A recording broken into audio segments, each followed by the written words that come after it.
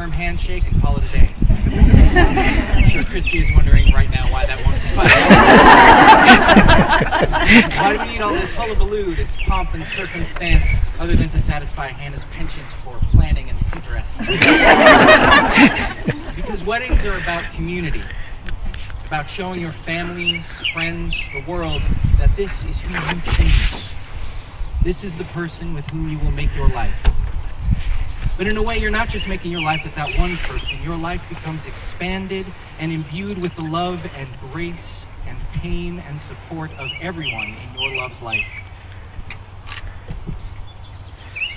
Both Hannah and Kristie are those rare people who make everyone around them better.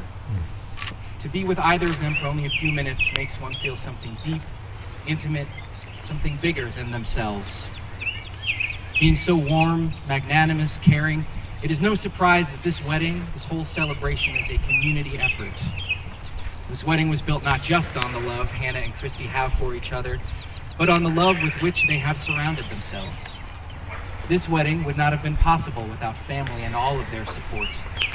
This wedding would not have been possible without friends flying in, driving up, taking the train over to do everything from playing music, helping with makeup, arranging flowers, handing out programs, dipping mason jars in gold paint, or simply to be here, sitting in the audience, tacitly saying, "We love you more than you can know, and we support your love." But of course, the main reason we've all gathered here today in the love built by Hannah and Kristie is to see them together as they deepen and widen their love in marriage. Today is a day when, as the Spice Girls taught us, two become one. So actually, all kidding aside, it's not quite apt. Marriage will never make these two one person. Rather, they are becoming greater wholes than themselves.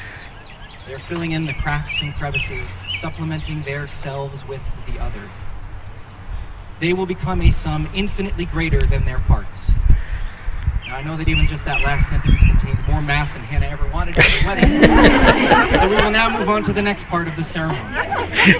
Here are two short readings that express thoughts and feelings about love in two mediums the brides love almost as much as each other, through poetry and country music. The first reading is part of a poem by Pablo Neruda from Sonnet 17. I love you without knowing how, or when, or from where. I love you simply, without problems or pride. I love you in this way because I do not know any other way of loving but this, in which there is no I or you, so intimate that your hand upon my chest is my hand, so intimate that when I fall asleep, your eyes close. The next selection is it's actually an Irving Berlin song, but it was made popular by Patsy Cline. It's a song called Always.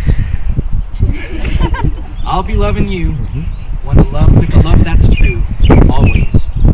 When the things you plan need a helping hand, I will understand, always. Days may not be fair, that's when I'll be there, always. Not just an hour, not for just a day, and not for just a year, but always. Now, the brides have each made a list of promises to each other. These are things which they have written themselves and will always bring to their marriage to keep it full of love and joy.